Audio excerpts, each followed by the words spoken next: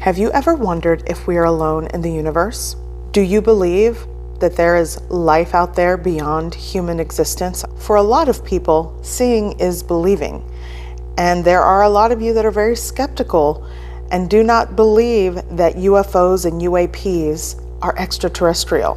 For Henry, this is all too real, and I want to share his story. Welcome to my channel, Just Angelica J. I'm Angelica. Today I'm going to share a scary story. Now, whether you believe this or not is up to you. Let's just say it's a story for entertainment value. So Henry pulls into his driveway after a long day of work. It's Friday and he lets out a sigh of relief because he's made it home and it's time to enjoy the weekend.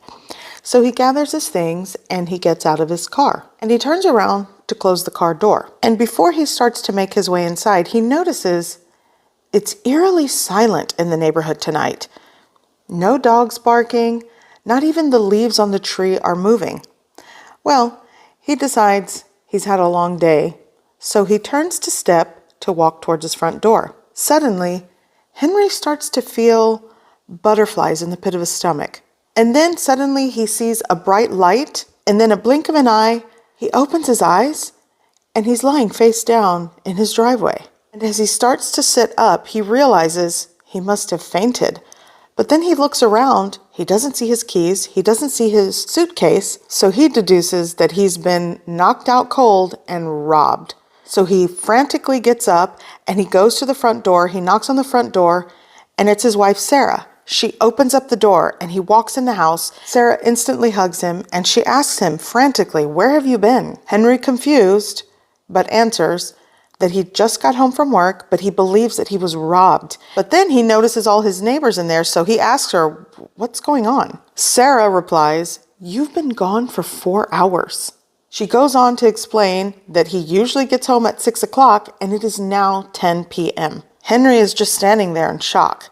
At this point, he still believes, has he been knocked out for 4 hours just lying in the driveway? But then Sarah goes on to explain that she heard him close the car door, and as she made her way to the front door to walk out to greet him, he was gone. The only thing she found were his suitcase and his car keys. So she picked them up, and she already felt something very off. So she looked around the neighborhood, she knocked on the neighbors' doors, she went back home and she knew something was very wrong. So she called the neighbors to come over and she called the police to report him missing. And it has been 4 hours. And the reason why all the neighbors were surrounded his dining room table is because after she reported the police, they decided to create a search party to go look for him. Henry just could only stand there in shock. He just felt like the room was spinning. It was just too much to understand. Here he's thinking that he's been robbed, but it just makes no sense that he's been gone for 4 hours. Sarah looks at him. The color is drained from his face. He clearly isn't himself. So she realizes at least he's home. She knows she has to call the police to report that he did return. And she reassures the neighbors that maybe he's just not feeling well. She'll explain later, but for them to go home because Henry needs to rest. So as she bids adieu to the neighbors, one neighbor in particular, which is actually a close friend of Henry, his name is Tom, he goes on to say, "Well, I'm glad you're back. Maybe rest up. And if you feel up to it, you're still invited to my barbecue tomorrow because it's game day." So Henry just kind of nods, still kind of trying to figure out what's going on. And Tom just kind of pats him on the shoulder, leaves. Sarah turns to Henry and kind of gives him like a look over and just tells him, maybe go upstairs, take a shower, and go to bed early. So Sarah goes upstairs to check on Henry and turn down for the night. And she feels like he needs to make an appointment to the doctor's office because none of it makes sense, but it's been such a long evening. She just wants to rest and she wants him to rest. So by the next morning, Henry does feel like himself again. He comes downstairs and he has breakfast, and Sarah's still very apprehensive of his demeanor, and he looks at her and he basically reassures her that he's fine. He still doesn't remember what happened. He just chalks it up to maybe he went for a walk, passed out somewhere that they didn't see him.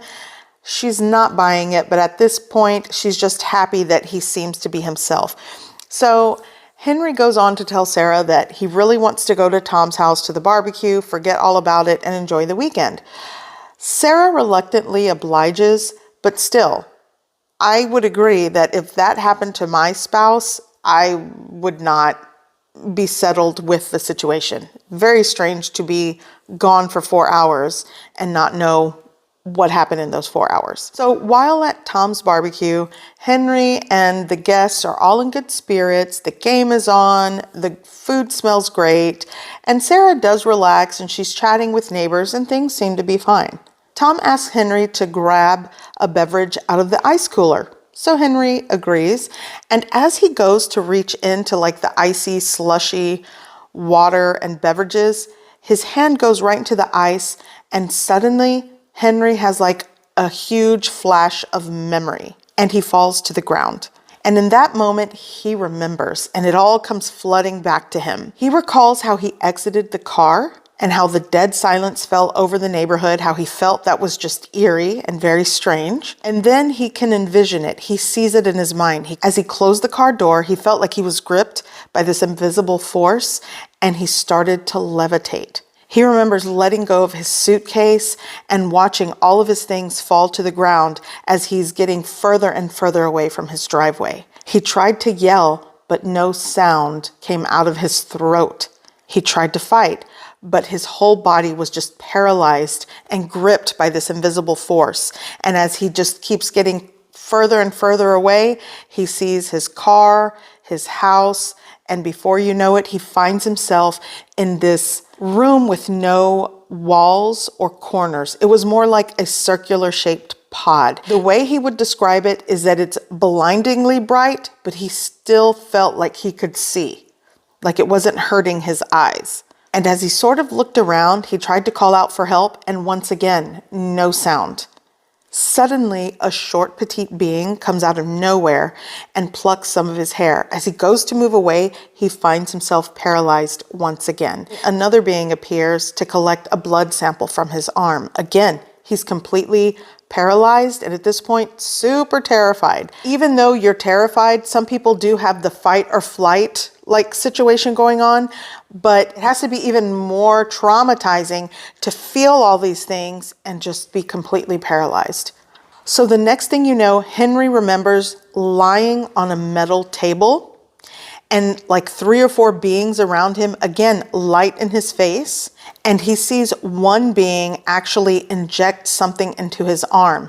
And again, this entire time, Henry goes on to remember that he is completely paralyzed. And at that point, when they were doing things on the metal table, he just remembers closing his eyes in fear. And that's when he remembers lying face down in his driveway.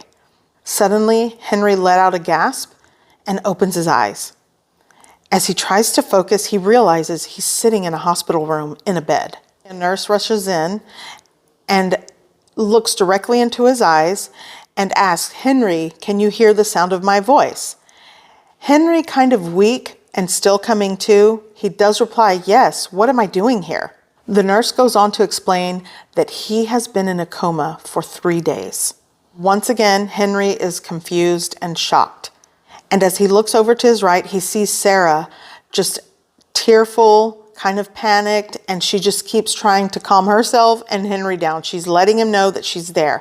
But the entire situation, again, is just dumbfounding for Henry, and I'll bet Sarah. So the nurse turns to Sarah and assures her that his vitals are fine and that she's already called for the doctor to come and really assess Henry, as he's been in a coma for 3 days. And as the nurse leaves, Henry turns and asks Sarah, "What happened? What happened at the barbecue? The last thing I remember is being at Tom's barbecue." Sarah goes on to tell him that he fell near the ice cooler and he clutched his arm. She goes on and says that they all assumed he was going into cardiac arrest, so she instantly grabbed the phone, called for an ambulance. Meanwhile, Tom was prepared to administer CPR.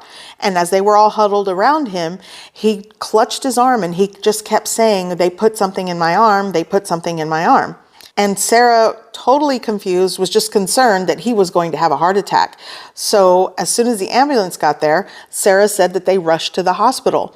And when they got to the hospital, they let her know that he was panicked and that he wasn't in cardiac arrest. He was just maybe having an anxiety attack. But because he kept saying that there was something in his arm, they decided to do x-rays and scans. Well, upon one of the scans, they did see something in his arm. And because he was so panicked and clutching at his arm, they assumed it caused him extreme pain. So they decided to do this emergency surgery to remove whatever it was they found in his arm. But here's where the story gets very strange. So the surgeons explained to Sarah that when they went to go into his arm, they discovered a small, tiny metal chip. So when they went to remove it, they pulled it out, and as it hit the air, it disintegrated and vanished. It completely just dumbfounded the entire room. But because they had to focus on the patient, that they went ahead and cleaned the wound, they checked for anything else, they closed him up, and as they were still working in the operating room, that's when Henry fell into a coma. So he's been out for 3 days, but whatever it was that they pulled out of his arm, according to Sarah, via the surgeons, it disappeared. And they had to write that in the report. Like, they just had no explanation. They do have the proof of the scans and the x-rays that there was something in his left arm, but it vanished. It disappeared. And as Henry is listening to Sarah explain this, everyone in the hospital had already told this story. They were all dumbfounded. They were just scratching their heads like, what is this? But Henry absolutely knew what it was. So in that moment, he decided not to speak of what happened and to never tell Sarah that he was abducted by aliens. And that is our story. So whether you believe in these types of things, that is up to you. But here recently, I would say over the last 5 years, there have been reports, official news and conferences from the US government. Heck, globally, it's coming out that there is evidence of UFOs and UAPs. Even in these official conferences by representatives of like official government agencies have gone on record to say that there is extraterrestrial life out there. Now, will we see proof of that other than stories of people that claim to have been abducted or have claimed to witness UFOs and UAPs? And I want to say this, just because in this day and age, if you go outside and you see an unidentified flying object, or now they're known as UAPs, that actually does exist. Now, whether it's something out of this world, you know, with technology, it could be something that's drone-like, it could be military, like technological aircrafts. But I will say this, I remember reading a story long ago of a lot of like, especially like with military, a lot of technological advances in like weaponry or aircrafts was sort of reverse engineered from UFOs and extraterrestrial life that like crash landed on Earth. I also think now everyone has a cell phone just ready to go in their hand. We're going to see a lot of like UFO videos, a lot of witnesses. Heck, just last year and this year, the Miami Mall incident where people claimed that they saw a portal, an interdimensional portal open up in the middle of the mall, and these like extraterrestrial beings come out of the portal and people just scrambled and ran out of the mall. I have yet to see footage of that, but people keep buzzing and talking about it. Remember the Las Vegas sighting from a family that said a UFO or a spacecraft like landed on their property and they saw an extraterrestrial being? But again, seeing is believing. A lot of you want to see proof. And we are living in a time where AI technology is used left and right. So even if we are seeing actual footage of extraterrestrial life or an unidentified flying object that is out of this world, are you going to believe it? Most of us are skeptics, even though seeing is believing. With AI, you have to wonder if it's even real. And then again, here's the flip side to that. Maybe that's intentional. Maybe they're already here. among us. Maybe every day we are being surveilled by extraterrestrial UFOs and we're just so numb to it all. We're just sitting here asking, going, well, if they're real, do we still have to pay bills? Can we stop? I mean, I've seen that comment so much in the comment section with these UFO videos. Everyone's all asking the same question. If they're here, like, can they take over? Can they do a better job?